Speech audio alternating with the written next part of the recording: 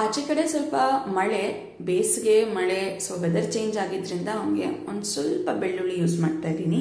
ಹಸಿ ಅಲ್ಲ, ಒಂದು ಚಿಕ್ಕ ಕೆಸರು ಬೆಳ್ಳುಳ್ಳಿ, ಹಾಗೆ ಸ್ವಲ್ಪ ಕಟ್ ಮಾಡಿರೋ ಪಾಲಕ್, ಎರಡನ್ನೂ ಕುಕ್ಕರಲ್ಲಿ ಬೇಯಿಸ್ಕೊಂಡು ಆಮೇಲೆ ಅದನ್ನು ತೆಗೆದು ಆ್ಯಸ್ ಯೂಶುವಲ್ ಮ್ಯಾಶ್ ಮಾಡಿ ಆಮೇಲೆ ಮತ್ತೆ ಅದೇ ನೀರನ್ನ ಬಳಸ್ಕೊಂಡಿದ್ದೀನಿ. ಕುಕ್ಕರ್ಗೆ ಏನು ಬಳಸಿದೆ, ಯೂಶಲಿ ನಾನು ಕುಕ್ಕರ್ಗೆ ಒಂದು ಸ್ವಲ್ಪ ಜಾಸ್ತಿ ನೀರು ಹಾಕಿರ್ತೀನಿ ಮತ್ತೆ ಬೇಕಾಗುತ್ತೆ ಅಂತ. ಅದಕ್ಕೆ ಇದನ್ನು ಮಿಕ್ಸ್ ಮಾಡಿಕೊಂಡು ನಂದು ಪುಡಿ ಏನಿದೆ ಅವನಿಗೋಸ್ಕರ ಮಾಡಿರೋ ಸ್ಪೆಷಲ್ ಪುಡಿ ಹಾಕ್ಬಿಟ್ಟು ಚೂರು ತುಪ್ಪ, ಹಾಗೆ as usual red rice powder ಹಾಕಿ ಮತ್ತೆ ಸ್ಟವ್ ಮೇಲಿಟ್ಟು ಬೇಯಿಸ್ತಾ ಇದ್ದೀನಿ. ರೆಡ್ ರೈಸ್ ಪೌಡರ್ ಸ್ವಲ್ಪ ಜಾಸ್ತಿ ಹಾಕಿದೆ, ಯಾಕಂದರೆ ಸ್ವಲ್ಪ ನೀರು ಜಾಸ್ತಿ ಇಟ್ಬಿಟ್ಟಿದ್ದೆ. ನೀರನ್ನ ವೇಸ್ಟ್ ಮಾಡಬಾರ್ದು, ಬಿಕಾಸ್ ಅದರಲ್ಲೇ ನ್ಯೂಟ್ರಿಯೆಂಟ್ಸ್ ಇರುತ್ತೆ. ಸೊ ಫಸ್ಟ್ ಟೈಮ್ ಅಲ್ಲ, this is the second time I am giving ಬೆಳ್ಳುಳ್ಳಿ.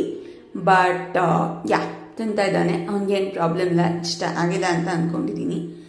ಮುಂಚೆ ಸ್ವಲ್ಪ ಬೇರೆ ಥರ ಹಾಕಿದ್ದೆ, ಇವಾಗ ಸ್ವಲ್ಪ ಬೇರೆ ಥರ ಹಾಕ್ತಾ ಇದ್ದೀನಿ.